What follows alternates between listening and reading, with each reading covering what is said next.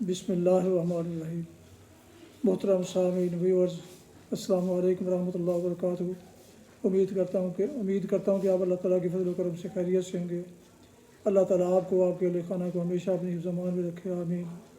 راہ ہدایت و نجات کے سلسلے کا بلاغ القرآن و حدیث یوٹیوب چینل بشیر رشیدی سے پیش کرتا ہوں۔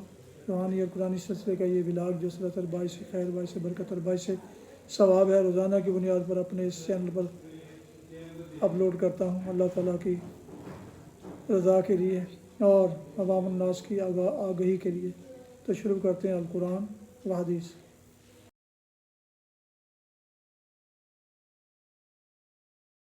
اعوذ باللہ من الشیطان الرجیم، بسم اللہ الرحمن الرحیم۔ وما خلقنا السماء والارض وما بینہما لاعبین لو اردنا ان نتخذ لهوا لاتخذناه من لدنا ان كنا فاعلين بل نقذف بالحق على الباطل فيدمغه فإذا هو زاهق ولكم الويل مما تصفون۔ صدق اللہ العظیم۔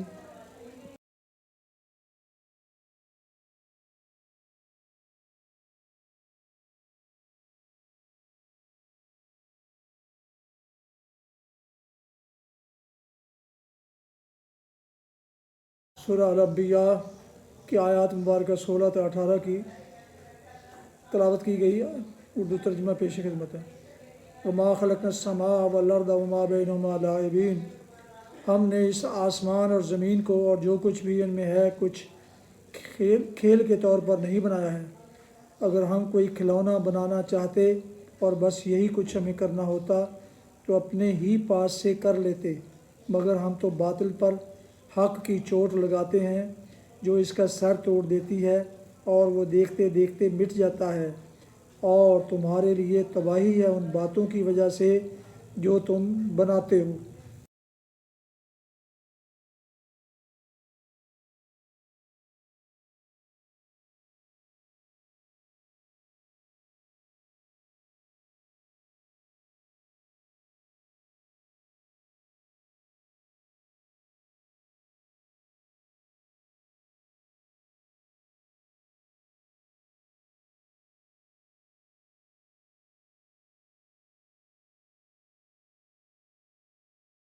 تلاوت کی گئی سورہ آیات مبارکہ کی تفسیر۔ اور جو کچھ بھی ان میں ہے کچھ کھیل کے طور پر نہیں بنایا ہے، یہ تبصرہ ہے ان کے اس پورے نظر حیات پر جس کی وجہ سے وہ نبی صلی اللہ علیہ وسلم کی دعوت پر توجہ نہیں کرتے تھے۔ ان کا خیال یہ تھا کہ انسان دنیا میں بس یوں ہی آزاد چھوڑ دیا گیا ہے، جو کچھ چاہے کرے اور جس طرح چاہے جیے، کوئی باز پرس اس سے نہیں ہونی ہے، کسی کو اسے حساب نہیں دینا ہے۔ چند روز کی بھلی بری زندگی گزار کر سب کو بس یوں ہی فنا ہو جانا ہے، کوئی دوسری زندگی نہیں ہے جس میں بھلائی کی جزا اور برائی کی سزا ہو۔ یہ خیال در حقیقت اس بات کا ہم معنی تھا کہ کائنات کا یہ سارا نظام محض کسی کھلنڈرے کا کھیل ہے جس کا کوئی سنجیدہ مقصد نہیں ہے، اور یہی خیال دعوت پیغمبر سے ان کی بے اتنائی کا اصل سبب تھا۔ اور بس یہی کچھ ہمیں کرنا ہوتا تو اپنے ہی پاس سے کر لیتے، ہمیں کھیلنا ہی ہوتا تو کھلونے بنا کر ہم خود ہی کھیل لیتے۔ اس صورت میں یہ ظلم تو ہرگز نہ کیا جاتا کہ خواہ مخواہ ایک ذی شعور ذمہ دار مخلوق کو پیدا کر ڈالا جاتا، اس کے درمیان حق و باطل کی یہ کشمکش اور کھینچا تانیاں کرائی جاتی، اور محض اپنے لطف و تفریح کے لیے ہم دوسروں کو بلا وجہ تکلیفوں میں ڈالتے۔ تمہارے خدا نے یہ دنیا کچھ رومی اکھاڑے، یعنی جس کو انگلش میں کولوسیوم کے طور پر نہیں بنائی ہے کہ بندوں کو درندوں سے لڑوا کر اور ان کی بوٹیاں نچوا کر خوشی کے ٹھٹھے لگائے۔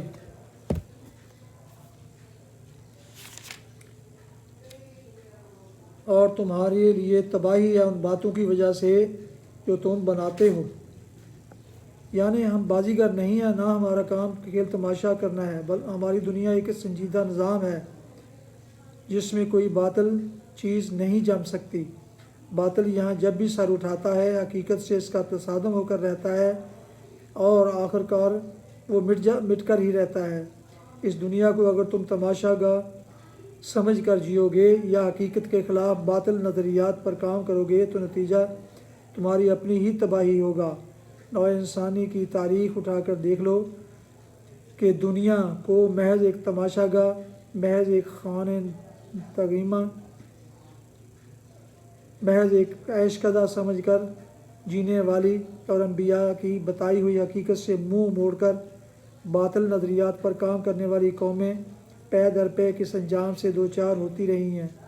پھر یہ کون سی عقل مندی ہے کہ جب سمجھانے والا سمجھائے تو اس کا مذاق اڑاؤ، اور جب اپنے ہی کیے کرتوتوں کے نتائج عذاب الہی کی صورت میں سر پر آ جائیں تو چیخنے لگو کہ ہائے ہماری کم بختی، بے شک ہم خطا وار تھے۔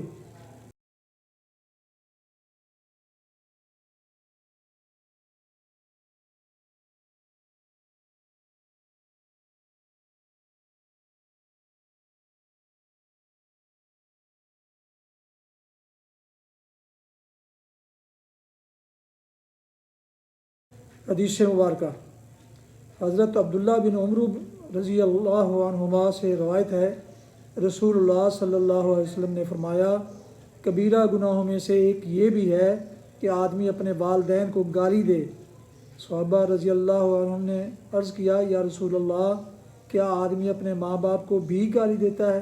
آپ نے فرمایا، ہاں، ایک شخص کسی کے باپ کو گالی دیتا ہے، وہ پلٹ کر اس کے باپ کو گالی دیتا ہے، اسی طرح وہ اس کی ماں کو گالی دیتا ہے اور وہ جواب میں اس کی ماں کو گالی دیتا ہے، یوں گویا وہ اپنے والدین کی گالی کا سبب بنا۔ بخاری و مسلم۔ صحیح بخاری کتاب الادب حدیث نمبر 5973۔ فوائد میں لکھا ہے کہ اس سے معلوم ہوا کہ انسان کو کسی دوسرے کے والدین کو گالی نہیں دینی چاہیے، کیونکہ اس طرح وہ بھی جواب میں اس کے والدین کو گالی دے گا اور یوں یہ اپنے والدین کی ذلت اور بے توقیری کا باعث بنے گا۔